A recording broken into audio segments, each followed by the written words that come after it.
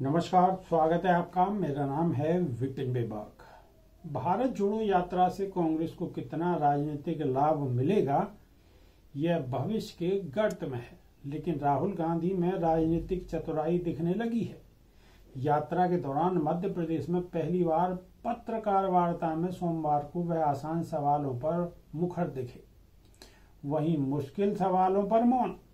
Bhajpa RSS पर हमला कर रहे तो कांग्रेस के अंदरूनी विवाद पर खींचतान के सवाल पर निर्णायक जवाब देने से बचते नजर आए। हालांकि राजस्थान में पार्टी की कलह पर कहा कि मुख्यमंत्री अशोक गहलोत व पूर्व उप मुख्यमंत्री सचिन पायलट दोनों कांग्रेस के लिए महत्वपूर्ण हैं। इंदौर के समीप ग्राम बारौली में पत्रकार वार्ता आयोजित की गई थी। मध्य प्रदेश के बाद यात्रा राजस्थान में प्रवेश करेगी, जहां मुख्यमंत्री अशोक गहलोत और सचिन पायलट के बीच खींचतान चल रही है। इस बारे में राहुल गांधी ने कहा है कि दोनों ही नेता कांग्रेस के लिए महत्वपूर्ण हैं और इस विवाद का यात्रा पर कोई असर नहीं होगा।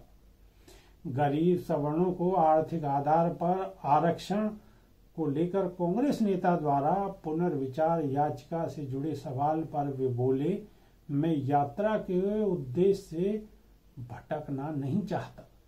यात्रा नफरत और डर को खत्म करने के लिए है, बेरोजगारी और महंगाई के खिलाफ है। यात्रा मेरी तपस्या है। भाजपा और आरएसएस के लोग भी मुझसे मिलकर कहते हैं कि आप सही कर रहे हैं। समान नागरिक संहिता के मुद्दे पर उन्होंने कहा है कि हमें पता है कि क्या करना है और वे यानी कि भाजपा अपना लक्ष्य जानते हैं। भारत ने बुरे वक्त में भी उतना डर नहीं देखा जितना अब है। मेरी छवि खराब करने को करोड़ों खर्च किए। राहुल ने कहा कि भाजपा ने मेरी छवि खराब करने के लिए करोड़ों रुपए खर्च किए हैं। जब आप बड़ी शक्तियों से लड़ते हो तो निजी हमले होते हैं। इससे मुझे हिम्मत मिलती है कि मैं सही दिशा में हूं। मैं भाजपा आरएसएस को बेहतर समझने लगा हूं। जनता की बात सुननी होगी। राहुल ने कहा कि हमारी सरकार ने मनरेगा योजना बनाई तो किसान मिलने आए। उन्होंने कहा कि आपने मजदूरों का फायदा किया, लेकिन हमारा नहीं सोचा। हमने उनकी बात सुनी और किसानों का कर्ज माफ किया। देश जनता के विचार से चलना चाहिए। बेरोजगारी बढ़ने का कारण है कि देश का धन 3-4 लोगों के पास गया है। उनका हर क्षेत्र में एकाधिकार बढ़ रहा है। छोटे उद्योग खत्म हो रहे हैं।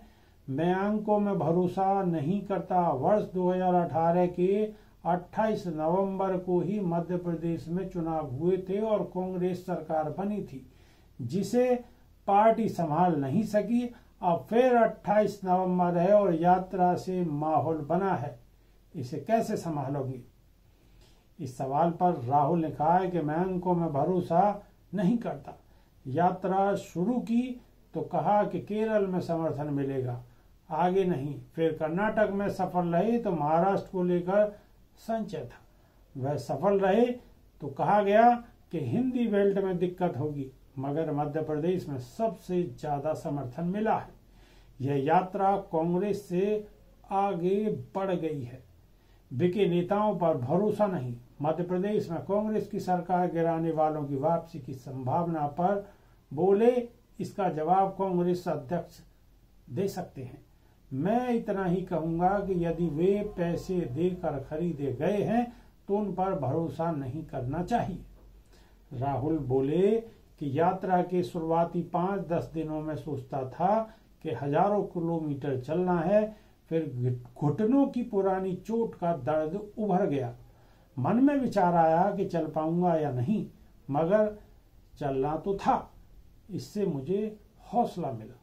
ऐसे कई सुखद क्षण हैं। एक छोटी बच्ची कुछ दूर साथ चल रही थी, उसने चिट्ठी दी, बोली बाद में पढ़ना। थोड़ी देर बाद चिट्ठी खोली, लिखा था, आप अकेले नहीं हो, मैं भी आपके साथ चल रही हूँ। मुझ में धैर्य बढ़ा है। लोगों को सुनने और समझने का तरीका बदला है।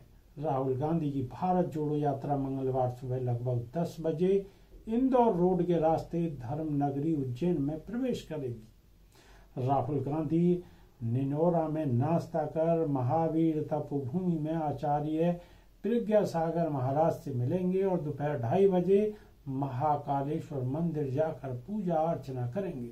वहां से सीधे आगरा रोड स्थित सामाजिक न्याय परिसर में शाम 4 बजे सभा में सम्मिलित होंगे।